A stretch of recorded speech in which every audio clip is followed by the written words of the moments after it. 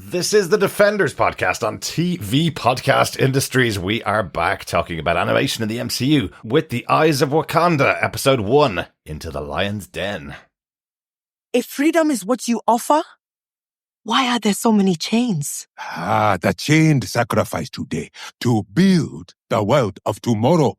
A world their descendants will walk freely, united under one banner. It is impressive. So you see. Your delusion? Yes. That is Wakanda talking. You are not one of them. You are meant to roam free, like me. I am not like you. And if you will not return with me willingly, I will bring you back in a coffin.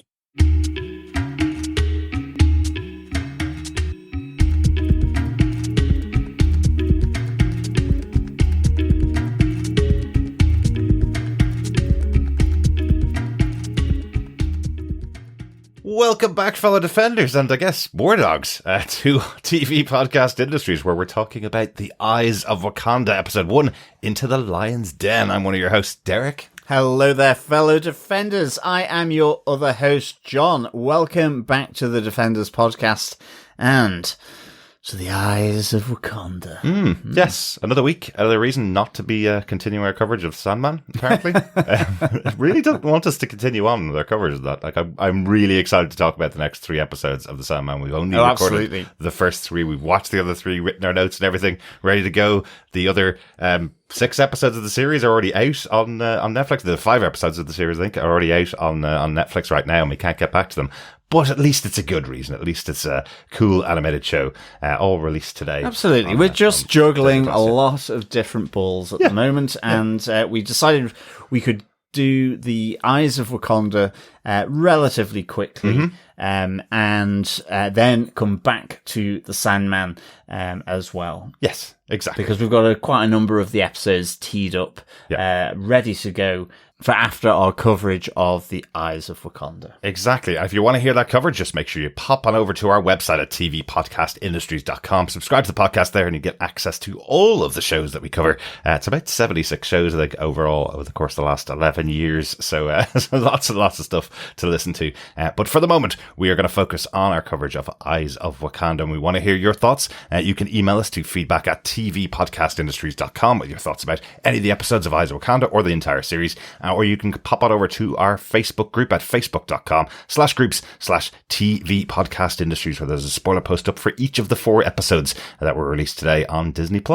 Yes, indeed. I think with that, let us jump straight in to our spoiler-filled discussion of Into the Lion's Den, the first episode of the 4-episode series Eyes of Wakanda. Derek, who gave us what, where, when, how, and why? Well, I suppose this guy's had a pretty big year this year. This show is executive produced by Ryan Coogler, of course, spinning out of his Black Panther movies. The Eyes of Wakanda is a project that he's been working on for a few years, so he is executive producing this. He's had such a big year, as I said. He's had his own movie, Sinners, which was absolutely brilliant.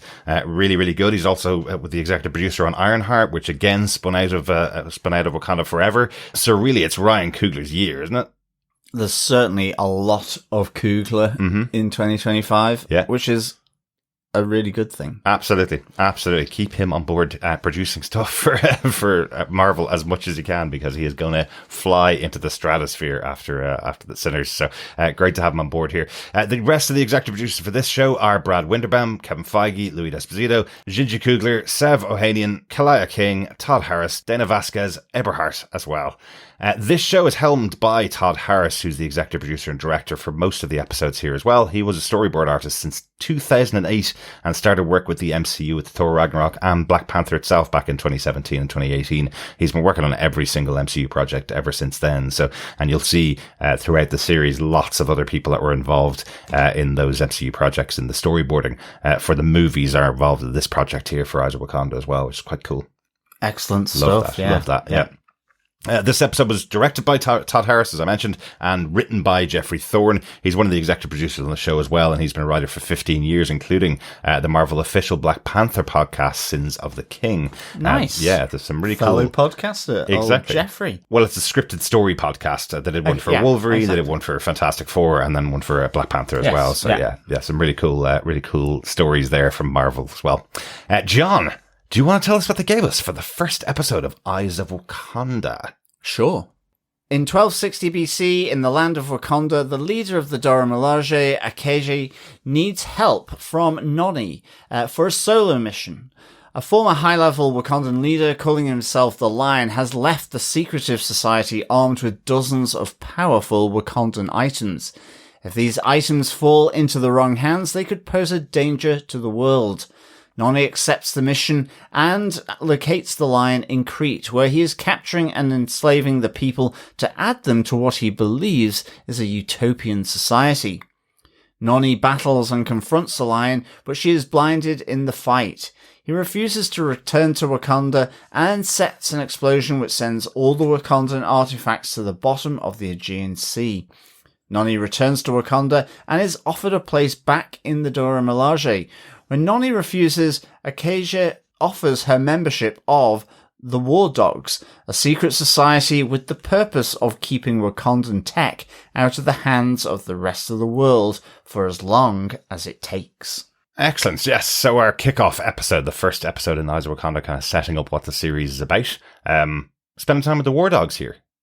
Yeah, absolutely. Yeah, I think because of the posters that were out there and because of the initial ideas that were out there about this series a couple of years ago, I think lots of people thought this was going to be stories about the early life of the Black Panthers, some other Black Panthers from the past, effectively, because the Black Panther mantle has passed through generations throughout Wakandan society. And there was also the rumor that there was going to be a Dora Milaje live action series as well, which was going to feature characters that we've seen in those movies. Here we have this animated series really focused on the War Dogs, another faction that we did see in the movies. You know, the biggest character that we probably recognized from that was Nakia, who was the partner of T'Challa in the first Black Panther movie, and the mother of his child, as we learn by the end of the second movie of Wakanda Forever. So, what do you think of these guys as the focus of the stories, John, of the War Dogs? I think it's really interesting, actually, because I think, you know, this ultimately, this first episode is the opening bookend. So, I mean, the series is nicely bookended in my view. And, you know, the protagonist here is Noni, who seemingly seems to be almost like the mother of the War Dogs. And in some ways has set a philosophy out about being a war dog, what it means to go out into the world, away from Wakanda for long periods of time, and so on. And so I kind of like this alternative look at, you know, these secret agents effectively sent into the wider world, which Wakanda doesn't want to have contact with. Yes. And I like how this opening is where a former war dog has essentially lived that experience of being in the outside world and wants that, as the Lion says, wants that freedom. So this was kind of one of my favorite things about this episode, really. It was just that sort of turn on Wakanda by just simply being, you know, free of the confines of, in a sense, this reclusive society that is actively seeking to separate itself from the wider world. And these Wakandans that have gone out to kill, to steal, to lie, to maintain that secrecy of this reclusive state, went out in the real world, as Noni says from her time tracking down the Lion, it's real experiences that are lived here. It's real moments. And you see this reflected through some of the other episodes, the experiences of being away from Wakanda and in the real world that are set down here by Noni. But Noni wants to be this war dog. She prefers this life, which can be more lonely. You're working in solitude, but it is different to being a Dora Milaje. Yeah, and in fact, the reason she was expelled from the Dora Milaje is because she can't work with others. They're a very highly trained organization. I think that's one of the cool things that you learn from this series. It didn't really get from Wakanda Forever or Black Panther, is that the war dogs are similarly trained to the Dora Milaje. Yes. They have the same level of fighting ability, but they are set in as spies across the world to ensure the world doesn't penetrate Wakanda and doesn't use their artifacts against them or against other nations. So I love that setup, and I love how far back this goes. This is 1260 BC. So, this is ancient times. It's going back a really long time. Love that as the starting point. And for me, my favorite thing about the episode is the antagonist himself. The person that they've set up against this focal point of Noni, the lion, and his idea of what he believes freedom is. He may have been right at some point when he came up with this idea that the trappings of Wakanda don't allow the Wakandan people to see the rest of the world, therefore they are slaves. But it's become twisted. His idea has turned into him now enslaving other people, calling it freedom. He's having them branded. He's telling them if they don't, or his people are telling them if they don't believe, they will be convinced. And what we learn over the course of the episode as Noni infiltrates this organization, we learn that actually some people aren't convinced and they're thrown overboard into the ocean to drown and die. And then they don't become part of this utopic society. Exactly. Yeah. I mean, it is that they're being forced to embrace this new life. And the lion says it is the short-term sacrifice of the few for longer-term freedom. Somehow that this brutality, I like the fact that Noni calls it benevolence that looks like bondage. Yes. That this brutality is justified on the basis that people will be free in the future. So at some point it won't be like this, but we've got to force them into seeing this freedom before we are actually free. Exactly. And I kind of, it's kind of an interesting take to see, the opening here in Crete 1260 BC, where raiders from the sea coming to take slaves. And that was a commonplace in that time. Yeah. But here we have, Noni then, going against that, during her mission, in order to bring these artifacts that he's stolen, from Wakanda, back, and also him if he comes willingly. And I like the fact that, in a sense he kills it or sacrifices himself, kills himself with the explosion on the basis that I'm not going back. Yeah. I will die free. He is committed to his cause. Certainly is, and indeed it's almost, I think there's the idea that he would also become a threat to Wakanda. It's the reason why the Wakandans are sending Noni out. And one, because she was never trained by him, so she should have a few surprises up her sleeve in battle, if it comes to that. But also that they're afraid with him taking all this tech, all these artifacts, that in fact, he will form this other sphere of power, of influence, which actually you do kind of see that he's looking to do. Yeah. That would rival, challenge Wakanda in the future. Yeah. So, it was, I really enjoyed this episode. It kind of sets the scene. Yes. For the other episodes then that show recovery of these artifacts to one degree or another, and nuances on that. I love the animation style. Oh, it's fantastic. It's really nicely done. And I love the design, actually, of the lion ships with the big lion figurehead on the bow of the ship. Yes. It was really, cool. Really, I thought it was really cool looking. And I like that kind of notion of this floating city almost of ships that came from this. So I thought there was some really cool elements in this. Absolutely. And we know this stretches into the other episodes. We'll talk about those as the other episodes go on as well. But there definitely felt like there was even more depth behind what was going on here, some other things to explore in the corners of what was going on in the society created by the lion. You know, one of the things I found really interesting were the kind of four heads of his army. We had a Samoan warrior, we had a Japanese warrior, Viking warrior, and an Arabic warrior. So it almost feels like the lion was going round as a former leader almost of Wakanda and picking up people who felt betrayed by their own organizations in their own countries and felt like that's what they wanted to be free of. It felt like that could also form a great story of how the lion attracted these other warriors from other countries and other societies to him. You know, these are some of the greatest warriors from across the globe at the time. So how did he attract them all to them? Did he kidnap them all from their own homes and then convince them that they were free under him, you know? And also the point you mentioned about, you know, this is for the future society that will eventually be free, is the way that he describes it. You know, in a few generations time, these people who've been subjugated will eventually be free in my new society. Well, you know, that doesn't necessarily work out very well. And it just does look exactly like the type of boats that came into cities across Africa and across Europe and captured the people of those countries and turned them to slavery. You know, don't worry about the slavery right now. In the future, you'll be free. A lot of people still experience a form of slavery, to this day. Even in Northern Europe, you know, the Vikings took huge numbers of slaves from their raided lands. Absolutely. So did, you know, like the Romans did.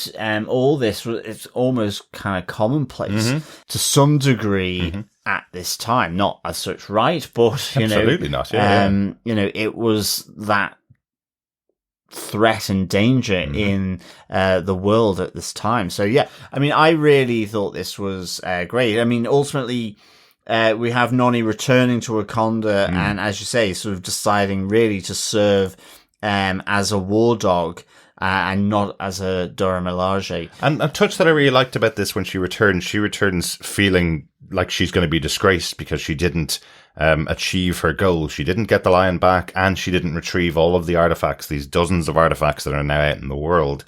But she's told that she stopped the possibility of attack from the lion. She nullified the threat almost by taking out the lion. Yeah. So therefore, she has come back as a hero to the society of Wakanda. But interestingly, again, speaking to that idea that this is, you know, sets up stuff for the future. There's dozens of items out here. So anytime in the future of the Black Panther movies that we hear of a Wakandan artifact, or we hear of vibranium being out in the world somewhere, it could have been from here. There was still kind of that question in Wakanda Forever about how the Tolakan race, led by Namor, how they got their hand on some vibranium. And this could have gone back to the time when the lion was out there. You know, all of his vibranium artifacts went to the bottom of the ocean in this big explosion, you know?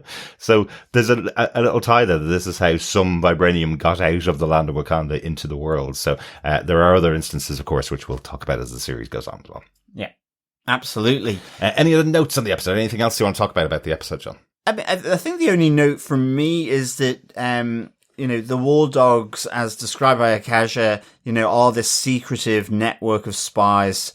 Were used to be called the Hatut Zerazi in Wakandan. So I kind of like that little bit of history of them. And I thought this was a nice sort of opener, really. It was really solid. Yeah. And I think in terms of the 4-episode series, it bookends it quite nicely, actually. Yeah, it's a good way to start it, definitely.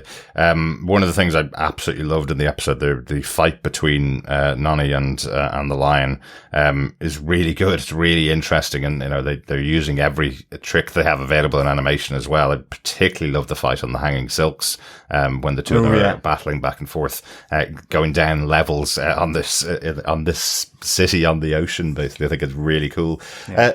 I do question, though, why the lion, Akeje, why he sets that bomb and effectively destroys everything that he's worked towards. It doesn't feel like he's just blowing up himself. Like his entire ship goes to the bottom of the ocean. So it's kind of like, everybody join my society. In the future, you will all be free. But I'm going to kill myself now and you're all coming with me. You know, I guess that's the whole thing, right? He does feel that he is the leader of the society. He's being treated as a god. So if he's going down, the people that follow him will go down with him as well. I guess so, yeah. I mean, you could also arguably given he fled Wakanda, that I'm not going back there because I don't know what will become of me. I'm taking this way out rather than being humiliated, imprisoned. And so that's actually quite a dark element here, I think, on Wakanda, that, maybe hasn't really been explored. It is, generally from the movies, it's been this utopia. Yeah. But actually, if you disagree with that utopia, like similarly with the utopia being presented here by the lion, and then, it's up for challenge, or it's not as... It's not for you, so it becomes a problem. Well, absolutely, and I guess that's where the idea that Killmonger was right. That idea that him as a character, the son of one of the princes of Wakanda, that he is right. That Wakanda has to change its ways. It doesn't suit everybody. Him going back there and trying to take it over and change what it's doing, because of how he was treated and how his father were treated. That is one of those stories that's in the first Black Panther movie. So, it's a utopia as long as you go along with their with their ways. Yeah. So, great start. Excellent start to the series overall, John. Do you defend this first episode? I do. I do defend this episode of Eyes of Wakanda. I'd give it 4 doggy treats out of 5. Very good. Woof. Yeah. I just thought this was really solid. It was a nice introduction. I loved the animation style. There's some really great touches in here. Like you say, the fight sequences, both between the Lion and Noni, but also great fight sequences across all the ships between Noni and the Lion's henchmen and women. Yeah. So that was really good. And it just sets up an intriguing little anthology series, really, of exploring the war dogs and the retrieval of these artifacts, like a good doggy. Fetch. Good doggy. Go fetch. And bring back. Absolutely. Excellent. One touch I did like in the Eyes of Wakanda, the first episode of it, both Noni and the Lion both lose an eye. Yes. Noni loses her eye. Eye for an eye. Yeah, you see her in the later scenes with her eye patch, and he loses an eye by her stabbing him through the mask, which is the artifact that she does recover. Great stuff. Yeah, I absolutely defend this episode as well. I'm really looking forward to chatting about the rest of the episodes too. Yeah, me too. That's it for our coverage of the first episode of Eyes of Wakanda. We'll be releasing 2 episodes a week to cover all 4 episodes of Eyes of Wakanda. Next up then is episode 2, of course, which is Legends and Lies. We'll hope you'll join us for that one. Yes, thank you so much, fellow defenders. And of course, War Doggies, if you're around, for joining us on our coverage of Eyes of Wakanda. Until episode 2, keep watching, keep listening, and of course, keep defending. Bye. Bye.